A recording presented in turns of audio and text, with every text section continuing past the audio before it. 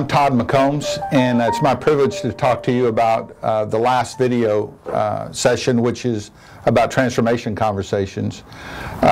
First off, it's important to understand that there's three real key components in having a transformation conversation.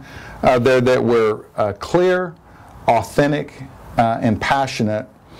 And in addition to that, the goal in having the transformation conversation is that when we complete the conversation, that we touch, move, and inspire the other person. And there's two key components about why transformation conversations are important. And quite frankly, it's an important part of a lifestyle, not just something we do from time to time. One is transformation conversations keep our transformation alive. Transformation has a half-life. If we quit sharing, our transformation and the work God is doing in us tends to die off. And as we have transformation conversations, as we do those on a daily basis, it helps the Holy Spirit confirm and continue the work He begun in us. The other thing that's really important that a transformation conversation does is it creates a space in the people we're having the conversations with.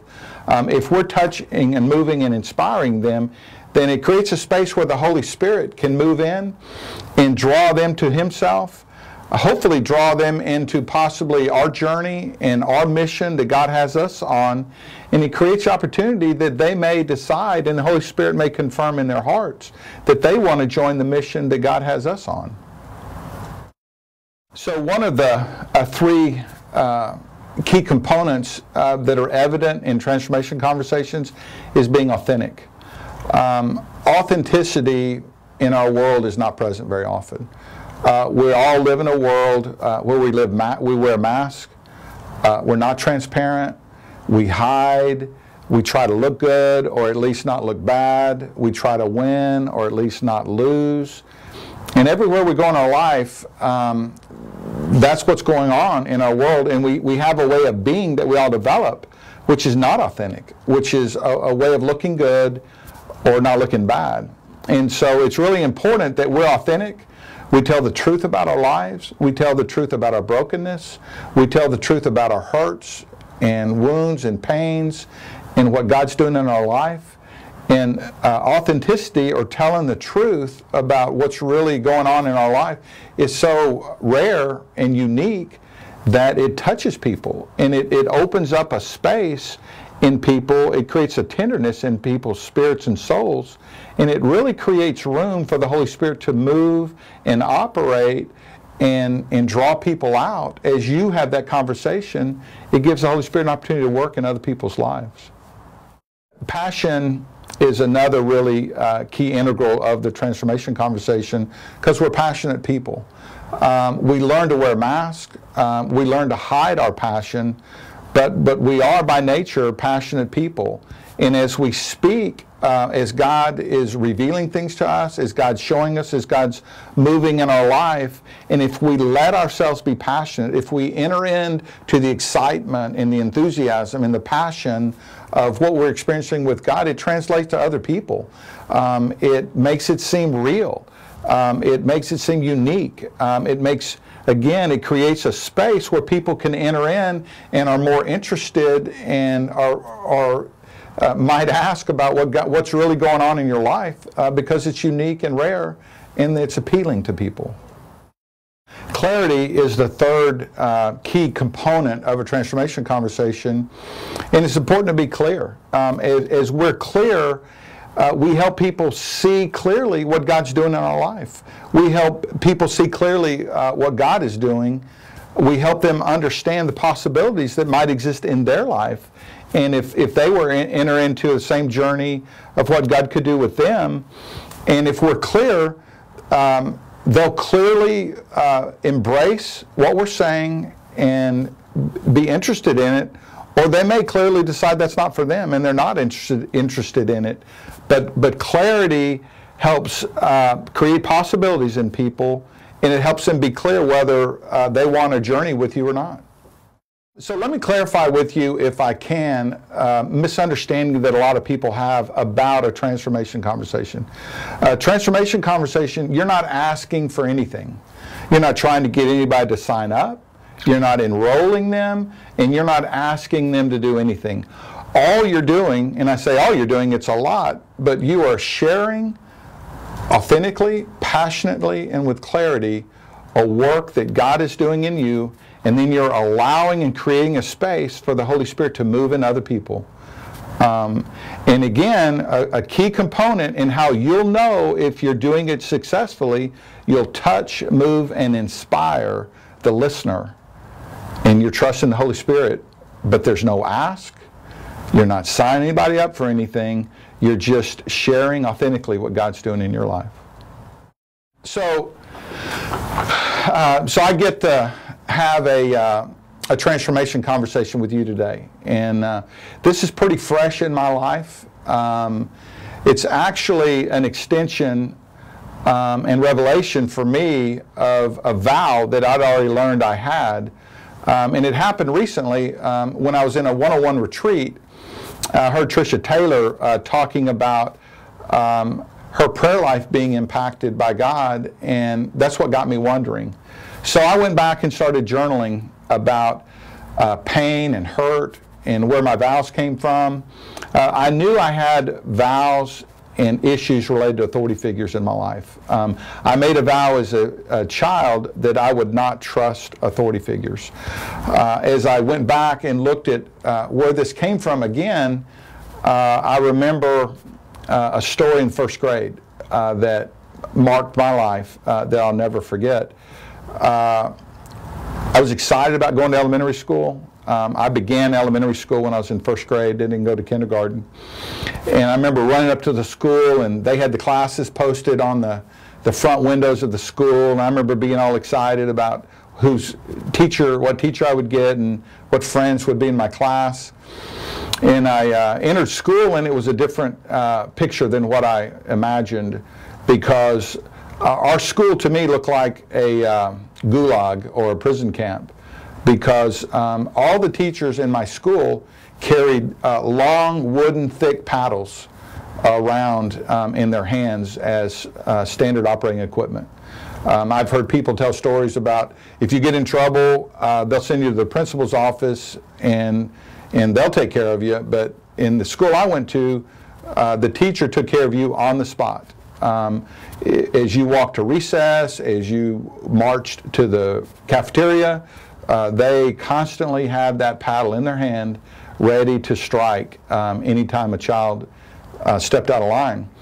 So what I remember is one day, I remember we were doing a math assignment, and we were all working quietly at our desk, and our teacher was walking up and down the aisle, and she was looking over a student's shoulder to see how they're doing. And all of a sudden I noticed my teacher yanked my best friend named Dan Allen up by the back of his shirt, paddled him several times, and sat him back down and kept walking down the aisle. And my friend Dan was crying, obviously, and I was terrified. And I remember thinking the teacher's coming my way.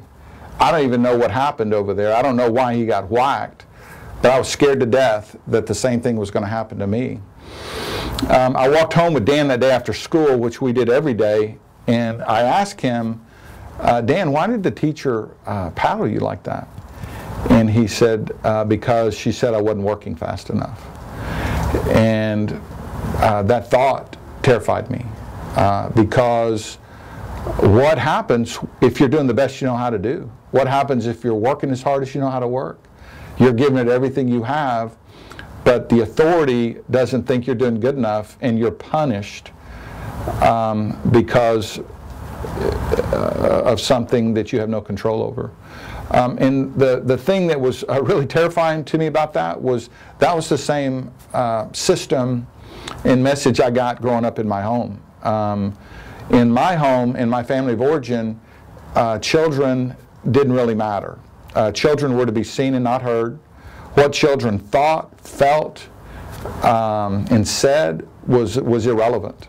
The only thing that mattered was authority. The only thing that mattered was the parents. The only thing that matters is what parents believed and what parents taught. And what you thought and believed as a kid didn't matter. And I had been brought up in that in my home, and I now learned that my school system had the same system in it that I had at home. I was in second grade, and I remember one day our teacher told our class that she had to go to the office, and she was going to be gone for a few minutes, and she was going to have the other second grade teachers look in on us, and we had better be quiet and keep our heads down and working. And if she got a bad report from any of the other teachers that anybody was doing anything, then we'd all be punished as a class. I remember thinking how unfair that seemed. I was 8 years old.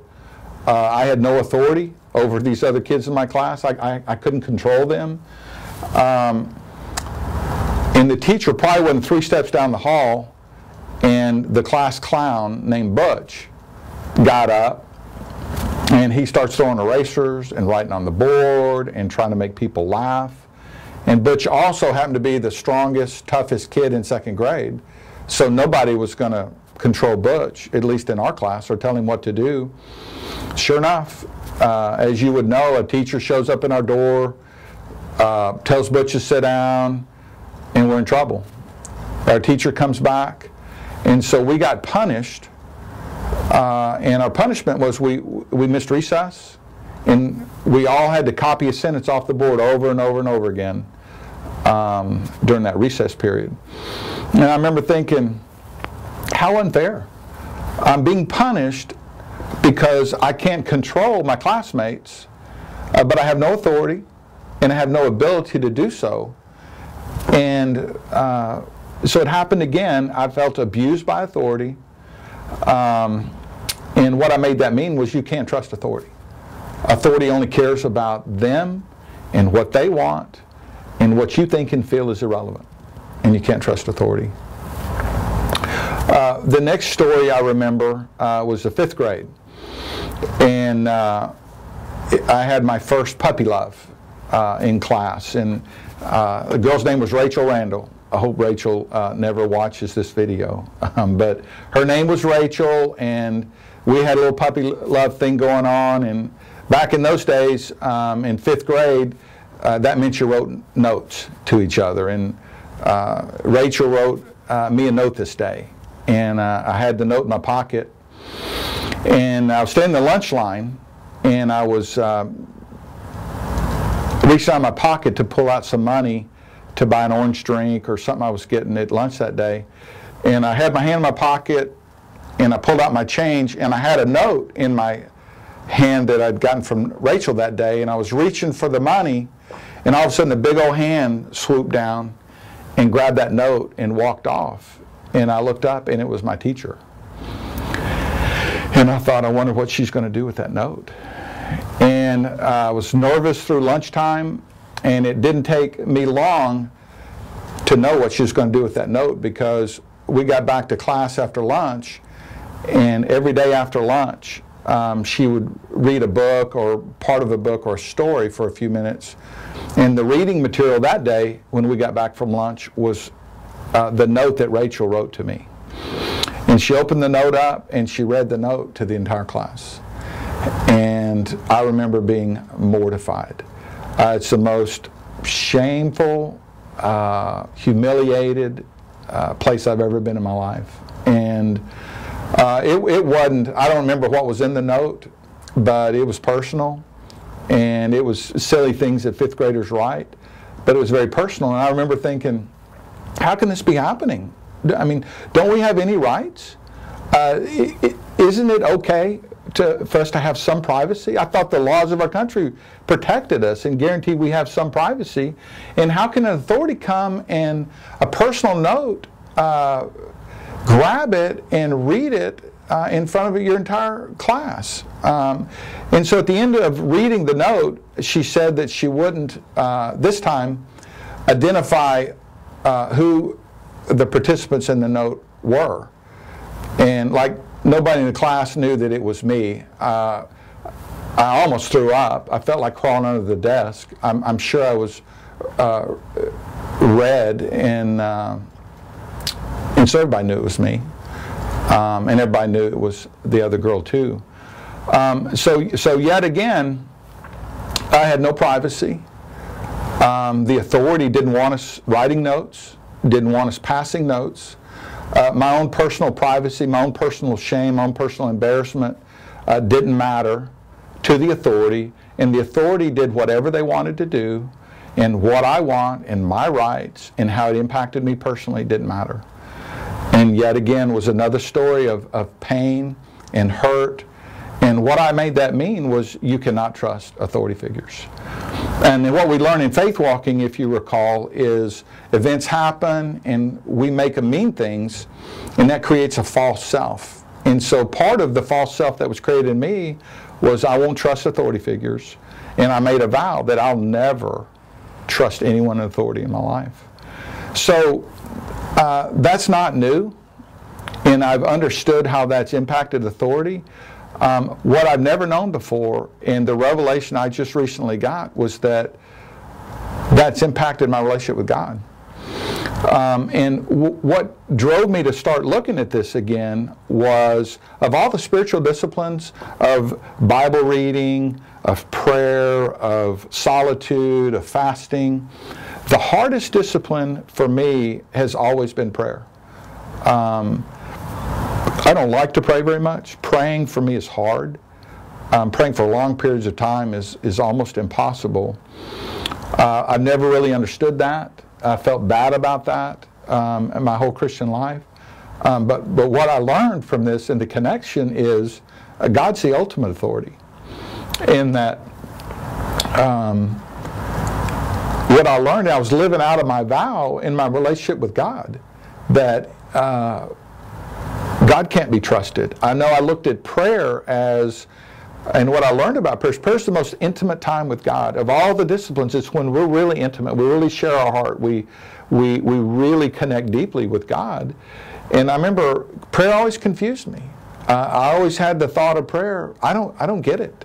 God's going to do what He wants to do anyway. What do our prayers really matter? What's the point? And what I believe, and I know the Bible teaches, that God's all-loving.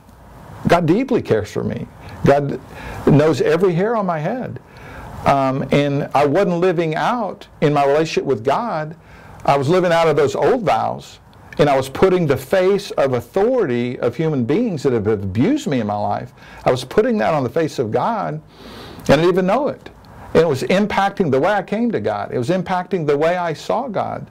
And so in understanding that, in connecting those dots of where that vow tied into my prayer life and why I struggled so much in my prayer life, I made a new vow that I'm going to approach God on the basis of who He really is. He is all-loving. He cares deeply about me.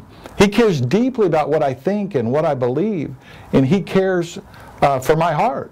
And He's not like the authority figures in my life, in that I can approach Him and talk to Him on the basis of who He really is, not out of that vow of somebody I can't trust. So, so hopefully, in sharing that conversation with you, you'll see a work God's doing in me. And it's a work that He's revealing to me. He's drawing me nearer to Himself. He's transforming me. And hopefully I was able to tell that story in a way that created an opportunity and for a way for the Holy Spirit to speak for you or to you in a way that you might connect with me and might foster further conversation, or you get interested in the path and journey I'm on to seek God in a similar way for yourself. I want to emphasize again, if I can, how important and critical transformation conversations are, that you master them, and that you get, you master them in a way that you're able to be passionate and clear and authentic, You do it in a way that moves and inspires the people you're talking to, and it's a lifestyle for you. It's not, I did this thing during this Faithwalking deal, I did it during 201. Man, I'm glad I finished 201 because I don't have to do that anymore. But it's a lifestyle that we develop that keeps our transformation alive. That every day we're having transformation conversations with people that keeps our transformation alive. And it's amazing how when we master that and develop that as a lifestyle, of how God will open up people and use us in our stories to touch people and get them on mission and get them on journey with Him as we'll live into that. So this is the end of your last video session, and it's been an honor to get to share this story with you.